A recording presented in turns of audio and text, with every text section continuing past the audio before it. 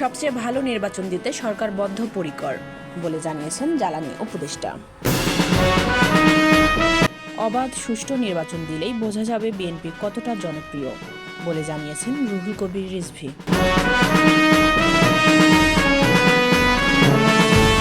আগে দেশে সুষ্ঠু পরিবেশ তৈরি করতে হবে, পরে নির্বাচন বলে মন্তব্য করেছেন জামাতে আমির ডক্টর শফিকুর রহমান।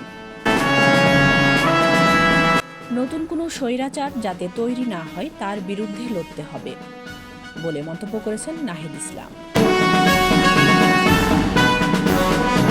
17 বছর পর জামাতের সমাবেশ, রংপুর জেলা স্কুল মাঠে জনসমুদ্র। চুয়াডাঙ্গায় ট্রেনের বগি লাইনচ্যুত, খুলনার সাথে সারা দেশে রেল যোগাযোগ বন্ধ।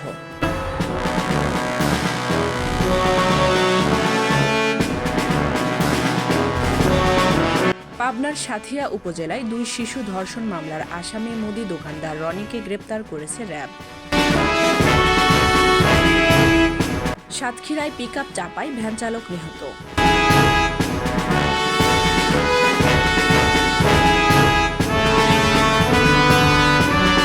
কুমিল্লায় একই পরিবারে 3 জনকে পিটিয়ে হত্যার ঘটনায় এখনো মামলা হয়নি। নরসিংদীতে অগ্নিকাণ্ডে অর্ধশতাধিক দোকান পুড়ে ছাই।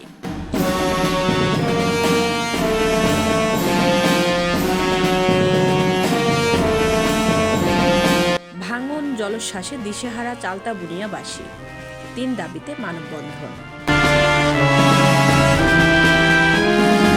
ডেঙ্গু আক্রান্ত হয়ে হাসপাতালে আরও 204 জন।